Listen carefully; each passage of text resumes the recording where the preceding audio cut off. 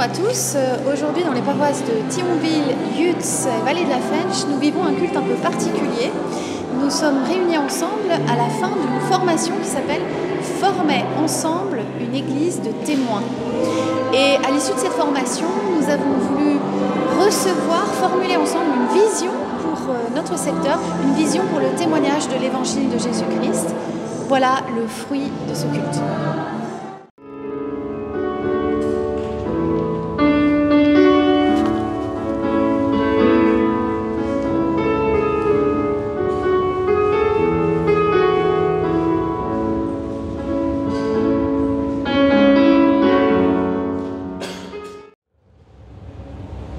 Au commencement de ce culte, la grâce et la paix nous sont données de la part de Dieu notre Père, de Jésus le Messie qui était, qui est et qui vient,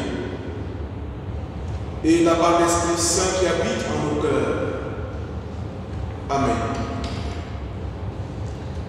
6 jours après, Jésus prit avec lui Pierre, Jacques et Jean, son frère, et il les conduisit à l'écart sur une haute montagne. Il fut transfiguré devant eux. Son visage resplendit comme le soleil, et ses vêtements devinrent blancs comme la lumière. Et voici, Moïse et Élie leur apparurent, s'entretenant avec lui. Pierre, prenant la parole, dit à Jésus, « Seigneur, il est bon que nous soyons ici. Si tu le veux, je dresserai ici 3 tentes, une pour toi, une pour Moïse et une pour Élie. » Comme il parlait encore, une nuée lumineuse les couvrit. Et voici, une voix fit entendre dans la nuée ces paroles. « Celui qui est mon Fils bien-aimé, en qui j'ai mis toute mon affection, écoutez-le. » Lorsqu'ils entendirent cette voix, les disciples tombèrent sur leurs faces et furent saisis d'une grande frayeur. Mais Jésus s'approchant, les toucha et dit, « Levez-vous, n'ayez pas peur. » Ils levèrent les yeux et ne virent que Jésus seul.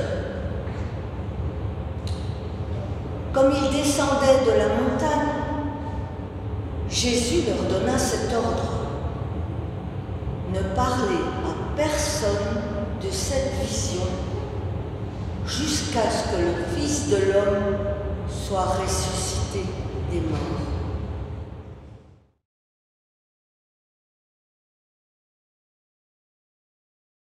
Frères et sœurs, chers amis, quelle joie d'être au milieu de vous ce matin. Quel cadeau!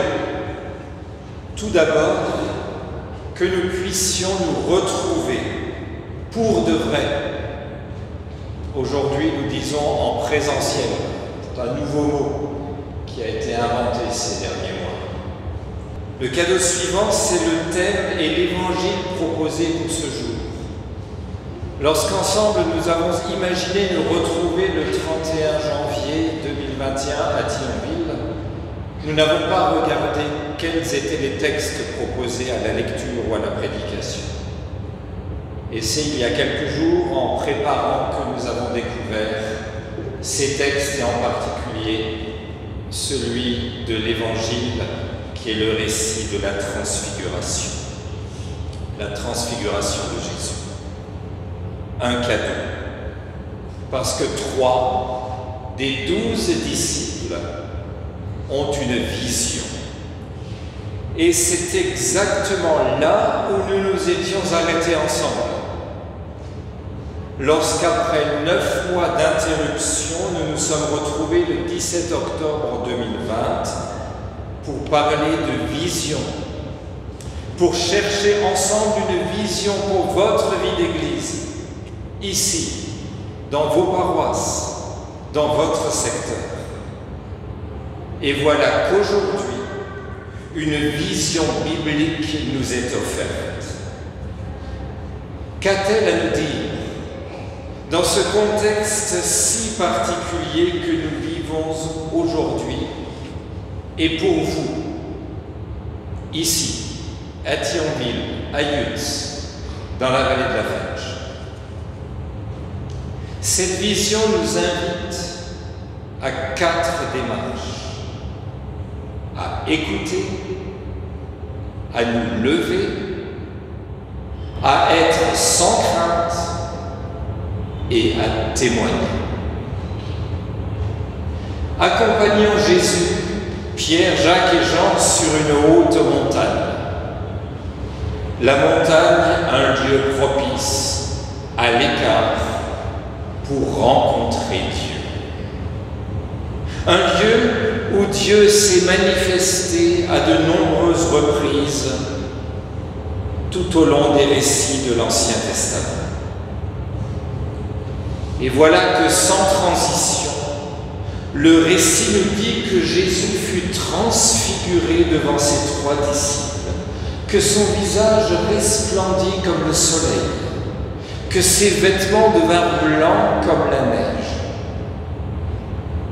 Le mot grec, traduit ici par transfiguré, est en réalité le mot métamorphosé.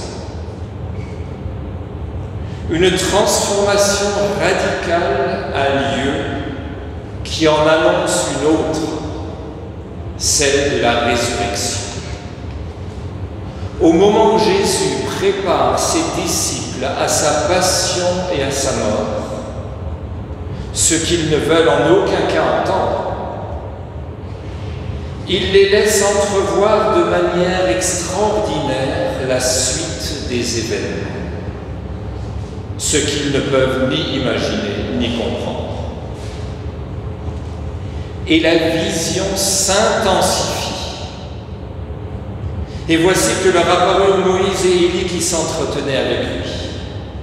2 personnages clés de l'Ancien Testament dont il est dit que Dieu lui-même les porta dans leur mort et les prit auprès de lui, et qui symbolisent toute l'histoire du peuple d'Israël, avec Moïse comme représentant de la loi et Élie comme représentant des prophètes.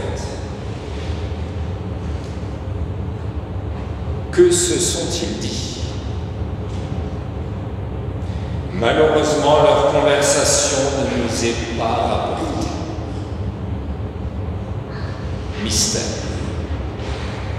Par contre, ce qui est tout à fait surprenant, c'est la réaction de Pierre, le disciple, toujours prêt à intervenir et à se mêler de tout avec un de ses culots. Il interrompt l'échange et propose à Jésus de dresser 3 tentes, une pour lui, une pour Moïse, une pour Élie. Aujourd'hui, on dirait qu'il faut quand même en avoir une couche. Jésus, Moïse et Élie leur apparaissent et lui les interrompt. Est-ce pour cette raison que ne nous est pas rapporté le contenu de leur échange? La question reste ouverte.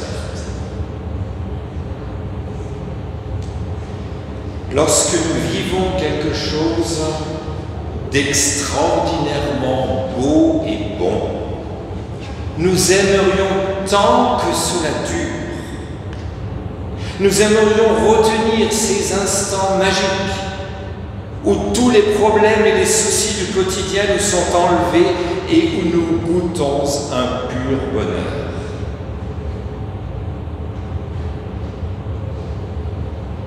Dresser 3 tentes, maintenir, retenir, garder ce moment unique. Mais Pierre et ses 2 compères ne sont pas au bout de leur surprise. La vision atteint un degré de densité quasi insoutenable. Voici qu'une nuée lumineuse les recouvrit et que de la nuée une voix disait : celui-ci est mon Fils bien-aimé, celui qu'il m'a plu de choisir. Écoutez-le. Dieu lui-même est présent au milieu d'eux et leur adresse la parole. Chers amis, n'avez-vous jamais rêvé, espéré, peut-être même demandé que Dieu se manifeste à vous, vous parle en direct, ne serait-ce que quelques secondes, afin que vous puissiez croire en lui sans plus jamais douter. Dans nos espoirs les plus insensés, dans nos rêves les plus fous, Dieu nous renvoie à Jésus. Écoutez-le. Écoutez-le. C'est mon Fils, mon bien-aimé.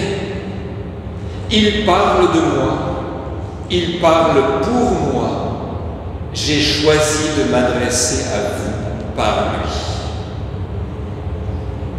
Nous mettre à l'écoute de Jésus, c'est ce que nous avons essayé de faire ces derniers mois dans la démarche que nous avons vécue ensemble. Chercher à discerner sa voix et sa volonté dans le brouhaha et le bouleversement du monde et de nos vies. Chercher à savoir comment être disciple dans notre vie d'Église, mais aussi dans notre vie personnelle, familiale, professionnelle, sociale. Comment grandir en communauté de disciples pour devenir des communautés accueillantes, rayonnantes, confessantes. Vous mettre à l'écoute de Jésus, c'est ce à quoi je vous encourage à persévérer demain, dans les semaines et les mois à venir, afin que votre vie d'Église soit orientée par cette boussole. Écoutez Jésus et à travers lui discerner la volonté de Dieu pour vous, ici et maintenant. Revenons au récit. Cette fois-ci, c'en est trop pour nos braves disciples qui ne savent plus où se mettre ni que faire. En entendant cela, les disciples tombèrent face contre terre, saisis d'une grande crainte. Devant Dieu, nul être humain ne peut se tenir sans trembler, sans s'effondrer. Cette crainte face à la sainteté de Dieu a presque disparu du milieu de nous, mais elle était bien réelle, en particulier pour nos pères fondateurs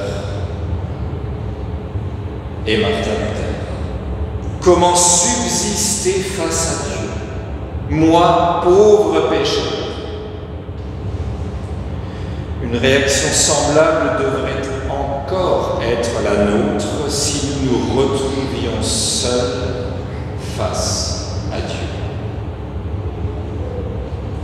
Mais nous ne sommes plus seuls face à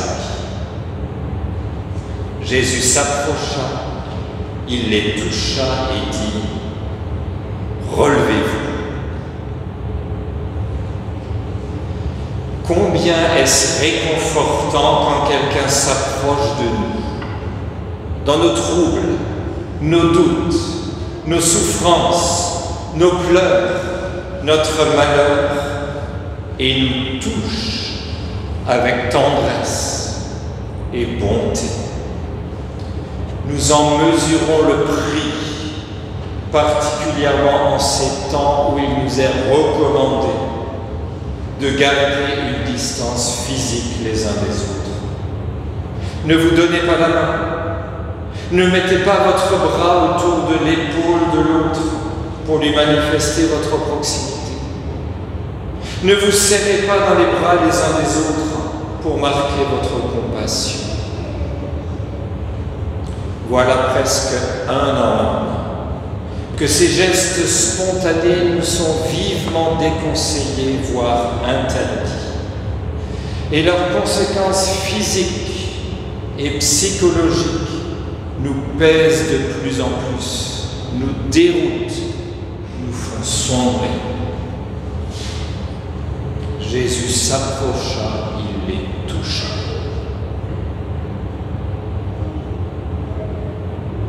Bienheureux serons-nous lorsque nous pourrons de nouveau nous prendre dans les bras. Lorsqu'en faisant une visite, Isabelle pourra à nouveau poser sa main sur le bras d'une personne pour prier avec elle. Jésus nous touche. Et il nous invite. Relevez-vous, dit-il à ses disciples. C'est le même mot qui sera employé quelque temps plus tard pour décrire la résurrection. Jésus s'est relevé d'entre les morts. Il est ressuscité. Relevez-vous, levez-vous, ne restez pas prostrés, remettez-vous debout, en marche. Cela compte pour notre vie individuelle comme pour notre vie d'Église. Et il y aurait tant de raisons de rester assis, cloîtré, prostré, immobile, enfermé. Et nous voyons combien cela ne nous fait pas du bien lorsque nous sommes confinés. Nous ne sommes pas faits pour nous replier sur nous-mêmes. Nous avons été créés êtres de relation. Nous avons un besoin vital de relation avec Dieu et de relation les uns avec les autres. Et combien souvent sommes-nous tentés dans notre vie d'Église de rester, entre guillemets, sagement entre nous, de nous replier sur nous-mêmes. Ah, qu'il est bon pour des frères de se retrouver ensemble, pour des sœurs aussi, bien évidemment. De ne plus oser vivre notre foi en dehors des murs protecteurs de nos temples. Jésus s'approche de nous ce matin, nous touche au plus profond de notre être et nous encourage. Relevez-vous, levez-vous, soyez des femmes et des hommes debout. Et il ajoute, soyez sans crainte. Comme lorsqu'il apparaît aux disciples enfermés à double tour et apeurés le soir du dimanche de Pâques, il leur dit cette première parole, n'ayez pas peur. N'ayez pas peur de Dieu, n'ayez pas peur de moi, n'ayez pas peur des autres, n'ayez pas peur du monde. N'ayez pas peur de témoigner de votre foi. Nous avons besoin d'entendre, de réentendre régulièrement cet encouragement à ne pas avoir peur. Tout, ou presque tout, aujourd'hui, pourrait nous faire peur lorsque nous écoutons la radio, lorsque nous regardons la télévision, lorsque nous ouvrons nos journaux, lorsque nous côtoyons nos voisins, nos collègues, nos amis, voire même les membres de notre famille. Quelqu'un hier soir au téléphone m'a encore dit qu'il a perdu 3 membres de sa famille en 8 jours. Contaminés par la Covid. 3 en 8 jours. Dans ce climat anxiogène, retentit cette parole de Jésus, soyez sans crainte. Accueillons cette parole comme un cadeau du ciel et accrochons-nous à sa promesse. Et lorsque nous pensons à l'avenir de nos communautés, à l'avenir de notre vie en Église, rappelons-nous réciproquement que nous n'avons pas besoin d'avoir peur de ce que sera, deviendra notre vie d'Église. rappelez-vous toujours, sœurs et frères, nous sommes enfants de Dieu. Nous sommes citoyens du royaume. Nous sommes ambassadeurs d'une bonne nouvelle. Et nous voici presque à la fin du récit. Levant les yeux, ils ne virent plus que Jésus, lui seul. Avez-vous remarqué combien ils sont devenus prudents? Jésus vient de les inviter à se relever et eux commencent tout doucement par lever les yeux.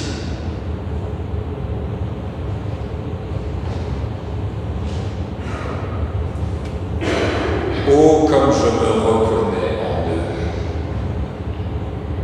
Je suis invité à me lever et à aller, et je commence prudemment par lever les yeux pour découvrir que je suis au milieu de mon quotidien, de ma réalité, de mes soucis, de mes angoisses.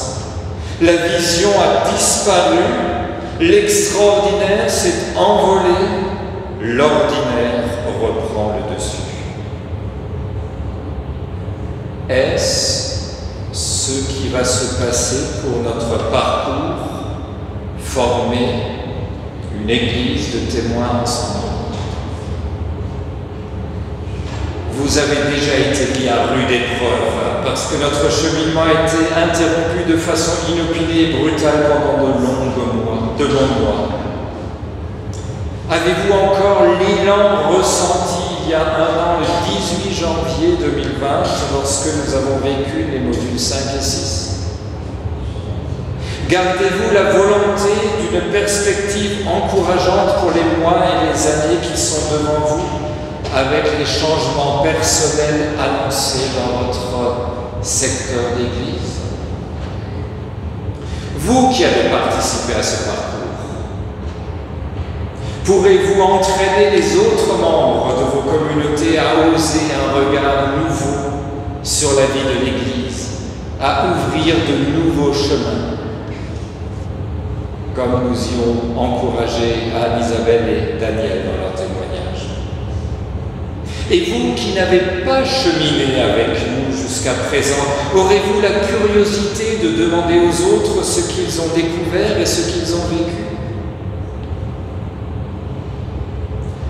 En descendant de la montagne, Jésus donne l'ordre à ses 3 disciples qui ont vécu un moment privilégié de ne pas en parler tout de suite, mais d'attendre la réalisation de ce qu'ils ont pu entrevoir, la résurrection du Fils de l'homme.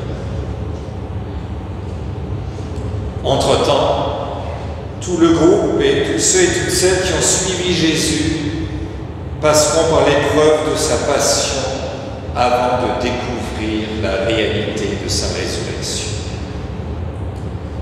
J'y vois une belle image pour vous.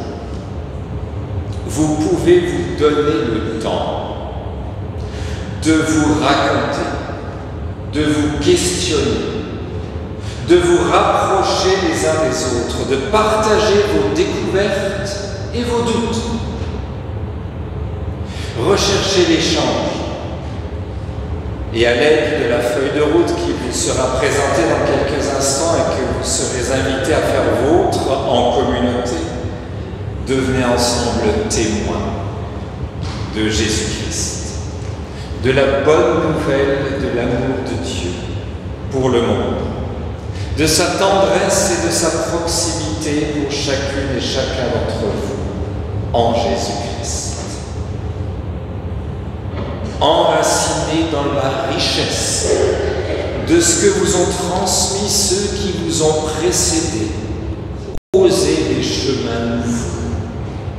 Convertissez les crises qui nous secouent en opportunités qui nous font avancer.